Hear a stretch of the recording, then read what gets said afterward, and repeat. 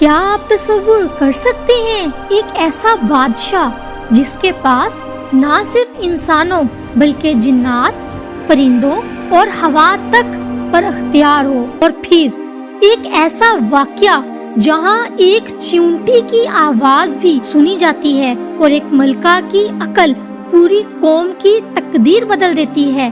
یہ ہے قصہ اللہ کے نبی حضرت سلیمان علیہ السلام کا اور ملکہ سبا کا۔ حضرت سلیمان علیہ السلام کو اللہ نے ایک عظیم سلطنت عطا فرمائی تھی۔ قرآن کے مطابق انہیں پرندوں کی زبان سمجھنے کی خاص نعمت دی گئی اور جنات بھی ان کے تابع تھے۔ ایک دن حضرت سلیمان علیہ السلام نے اپنے لشکر کا جائزہ لیا جس میں انسان، جنات اور پرندے شامل تھے۔ انہوں نے محسوس کیا کہ ایک پرندہ ہدہد موجود نہیں ہے۔ انہوں نے فرمایا کہ اگر وہ بغیر کسی مضبوط وجہ کے غیر حاضر ہوا تو اسے سخت سزا دی جائے گی۔ کچھ دیر بعد ہدہد واپس آیا اور اس نے ایک حیران کن خبر سنائی۔ اس نے کہا، میں ایک ایسی قوم کے پاس گیا ہوں جو سبا میں رہتی ہے اور ان پر ایک عورت حکمرانی کرتی ہے۔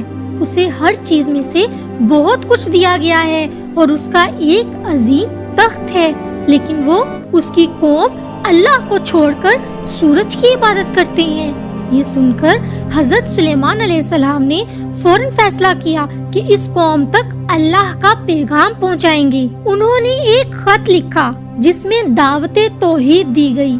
بسم اللہ الرحمن الرحیم، میرے مقابلے میں سرکشی نہ کرو اور اطاعت گزار ہو کر میرے پاس آ جاؤ۔ ہدہد اس خط کو لے کر ملکہ کے پاس پہنچا۔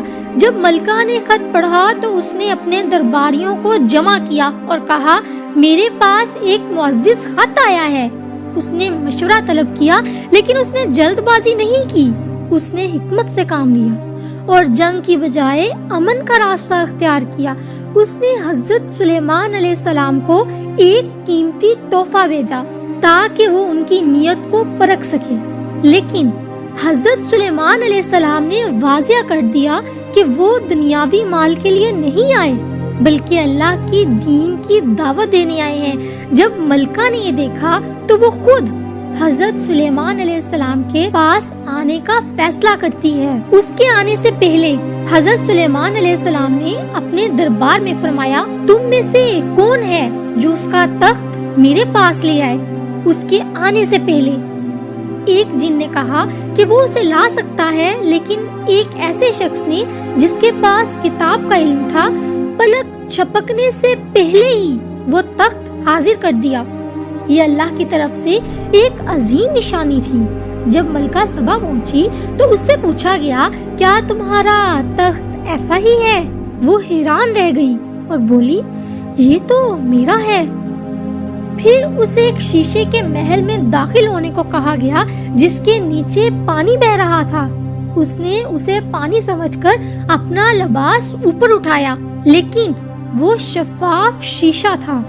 تب اسے احساس ہوا کہ یہ کوئی عام بادشاہ نہیں بلکہ اللہ کا نبی ہے، اور پھر وہ لمحہ آیا جس نے تاریخ بدل دی۔